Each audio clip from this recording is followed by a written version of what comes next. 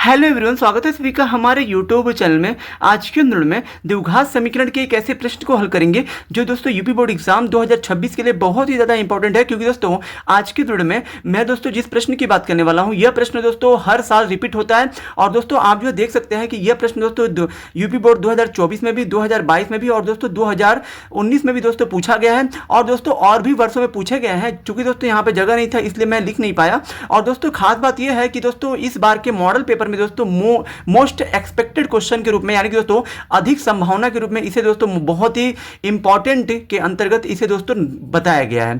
तो चलिए दोस्तों हम लोग दोस्तों इसी बहाने द्विघात समीकरण का दोस्तों गुणनखंड करना भी सीख जाएंगे। और दोस्तों प्लस ये क्वेश्चन दोस्तों 100% दोस्तों बोर्ड एग्जाम में आएगा, इसकी मैं दोस्तों गारंटी देता हूं। ठीक है, बशर्ते आप सभी वीडियो के अंत तक बने रहें। तो दोस्तों जैसे कि हमारा क्वेश्चन दिया गया है, द्विघात समीकरण 3x² माइनस 2 कड़ी में 6x प्लस 2 बराबर 0 के मूल ज्ञात कीजिए।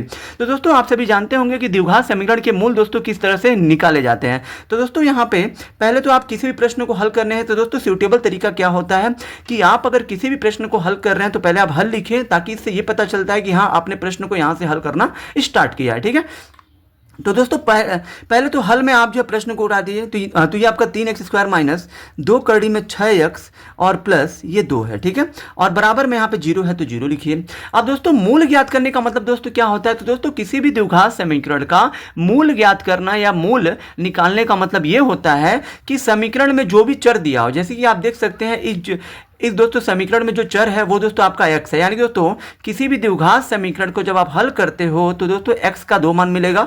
अगर आपका समीकरण में, अगर आपके दिए गए समीकरण में चर x है तब तो x का 2 मान मिलेगा। अगर दोस्तों यहाँ पे चर y रहेगा तो y का भी 2 मान मिलेगा। मतलब दोस्तों दो जो चर रहेगा, ठीक है, द्विघात समीकरण में दोस्तों 2 ही मूल होते हैं। ठीक है, तो इसलिए दोस्तों यहाँ से आपको 2 मूल प्राप्त होंगे। इस दोस्तों समीकरण से आपको दोस्तों 2x का मान मिलेगा। अब दोस्तों इस जो है x का मान कैसे हम लोग निकालते हैं, तो दोस्तों गुणनखंड करके दोस्तों हम लोग जो है x का मान निकालते हैं। तो दोस्तों द्विघात समीकरण के गुणनखंड का दोस्तों नियम क्या होता है, नियम ये होता है कि दोस्तों हम लोग जो अचर पद कौन है इसमें, ये बताइए। ये आपका 2 है। अचर का मतलब ये होता है जिसके साथ कोई चर ना हो। तो दोस्तों आप देख सकते हैं इस 2 के साथ कोई भी ABCD XYZ कुछ नहीं है। ठीक है, तो दोस्तों नियम ये होता है कि अचर पद का गुणा पहले पद के गुणांक यानी कि 3 में करते हैं। तो 2 का गुणा 3 में करिए तो आपका हो जाएगा 6। अब दोस्तों जब आप तीसरे पद का गुणा पहले पद के गुणांक में जब आप करते हो जो आपका आता है, अब दोस्तों इसका आपको ऐसा 2 गुणनखंड करना होता है। 6 का ऐसा 2 खंड करिए जिनको दोस्तों जोड़ने घटाने पर ये आपका मध्य पद यानी कि 2 कड़ी में 6 आ जाए। ठीक है, 2 कड़ी में कितना आ जाए, 6 आ जाए।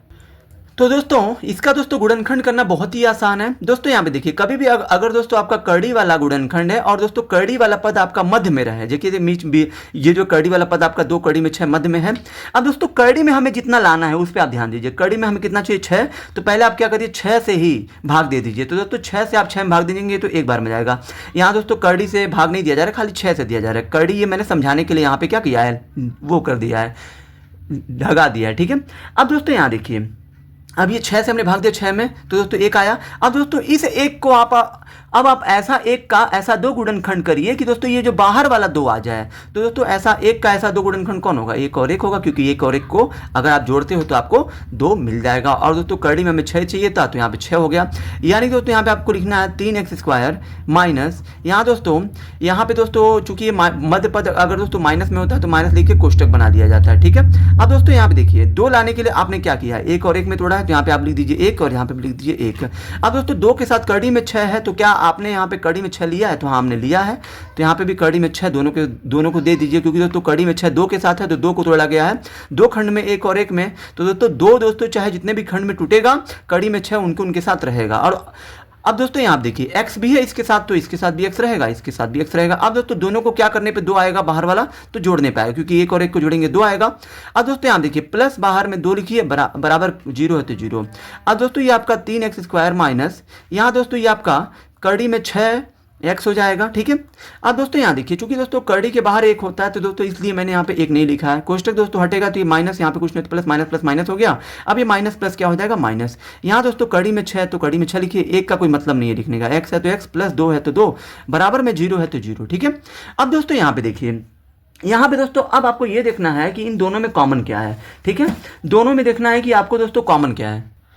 तो दोस्तों मैं यहाँ पे क्या कर रहा हूँ, यहाँ पे दोस्तों दो में कॉमन लेने का मतलब क्या है, जैसे कि आपका देखिए क्वेश्चन तीन खंड में था, 1 2 3, लेकिन दोस्तों अब जब हमने इसका गुणनखंड किया तो दोस्तों ये जो 4 पदों में टोटल टूट चुका है। तो दोस्तों प्रथम 2 पदों में और दोस्तों अंतिम 2 पदों में देखा जाता है कि क्या कॉमन है। तो दोस्तों यहाँ पे देखिए ये आपका 3 है, ये आपका 6 है, तो दोस्तों इसमें 3 कॉमन हो जाएगा, क्योंकि 3 से 3 में और 3 से 6 में भी भाग चला जाएगा। तो दोस्तों 3 और 6 को 3 काट सकता है, इसलिए दोस्तों 3 कॉमन हो गया। लेकिन दोस्तों यहाँ पे देख सकते हैं ये वाला आपका बिना करड़ी का, ये वाला करड़ी का। दोस्तों इस कंडीशन में अगर दोस्तों आप ऐसा कोई दो संख्याओं में अगर दोस्तों जो भी आप कॉमन ले रहे हो, ठीक है, और दोस्तों उन दोनों में दोस्तों एक करड़ी में है एक बिना करड़ी में है, तो जो भी आप कॉमन ले रहे हो उसके ऊपर आपको करड़ी चढ़ा देनी है, यानी कि करड़ी में 3 होगा। अब दोस्तों करड़ी में 3 से 3 में भाग दीजिए, तो दोस्तों 3 में अगर आप करड़ी में 3 से भाग दोगे, क्योंकि दोस्तों जो भी हम लोग कॉमन लेते हैं, जैसे हमने करड़ी में 3 दोनों में कॉमन लिया, तो करड़ी में 3 से आपको इन दोनों में भाग देना है, जो आएगा वही आपको अंदर यहाँ पे लिखना है। तो दोस्तों यहाँ देखिए अगर आप करड़ी में 3 से 3 में भाग देंगे तो भाग नहीं जाएगा, क्योंकि दोस्तों नीचे वाला आपका करड़ी में है, तो करड़ी हटाने के लिए क्या मतलब क्या करते हैं, परमेकरण, मतलब इसको उठाकर ऊपर नीचे गुणा कर दीजिए, ठीक है। तो 3 का गुणा करिए कड़ी में 3 में, तो 3 कड़ी में 3 बटे में 3 का गुणा कड़ी में 3 में, तो कड़ी में 9 आ जाएगा, 9 का वर्गमूल 3 होता है, 3 से 3 कट जाएगा, यानी कि तो यहाँ पे कड़ी में 3 आ जाएगा। और दोस्तों दोनों में x भी कॉमन है तो x ले लीजिए। अब दोस्तों यहाँ पे एक x बचेगा, क्योंकि 2 था तो 1 बाहर चला गया, माइनस है तो माइनस, कड़ी में 3 से 6 में भाग दीजिए, तो यहाँ पे कड़ी में 2 बार में जाएगा, x बाहर चला गया तो x यहाँ पे नहीं रहेगा। अब दोस्तों माइनस, ये दोस्तों 6 और 2 को कौन काट सकता है, तो दोस्तों 2 काट सकता है। इसमें दोस्तों यहाँ पे भी आप देख सकते हैं कि एक कड़ी में है एक बिना कड़ी का है, तो आपको कड़ी चढ़ा देनी है जो भी आप कॉमन लोगे, ठीक है। अब कड़ी में 2 से कड़ी में 6 भाग दीजिए, तो कड़ी में 3 आ जाएगा, माइनस प्लस हो जाएगा माइनस। और दोस्तों यहाँ पे आप देख सकते हैं कि ये वाला जब ये कड़ी में नहीं था तो आपने दोस्तों कड़ी में कॉमन लिया, तो ये वाला कड़ी में आ गया। ये दोस्तों कड़ी में नहीं है, लेकिन दोस्तों आपने जो कड़ी में कॉमन लिया तो यहाँ पे क्या हो जाएगा, कड़ी में 2 आ जाएगा, क्योंकि दोस्तों इन दोनों का जब आप गुणा करोगे ना, 2 दूना 4 और जो 4 का वर्गमूल फिर कितना आ जाएगा, 2 आ जाएगा, बराबर में 0 तो 0। ये दोनों दोस्तों गुणनखंड आपके दोस्तों बराबर आने चाहिए, ये और ये, तभी आपका गुणनखंड सही होगा। तो इन दोनों में से आपको एक को लिखना होता है, यानी कि कड़ी में 3x माइनस कड़ी में 2, और दोस्तों दूसरे में इसको आपको लिखना है कड़ी में 3x और माइनस कड़ी में 2, बराबर में क्या हो जाएगा, 0। अब चूंकि दोस्तों हमें दोस्तों यहाँ पे क्या चाहिए, हमें यहाँ पे मूल चाहिए, तो मूल निकालने के लिए यहाँ दोस्तों पहले गुणनखंड का तुलना 0 से करना है, यानी कि कड़ी में 3x माइनस कड़ी में 2 बराबर में 0 करिए। तो आप कड़ी में 3x बराबर, ये कड़ी में 2 जाएगा इधर, तो हो जाएगा यहाँ पे प्लस हो जाएगा, प्लस को लिखते नहीं है, ठीक है, हमें चाहिए x का मान। तो दोस्तों x का मान आपको कैसे मिलेगा, तो दोस्तों यहाँ पे x का मान ज्ञात करने के लिए तो x बराबर, इसको हम लोग भेज देंगे इधर, तो कड़ी में 2 बटा के कड़ी में 3 हो जाएगा, ठीक है।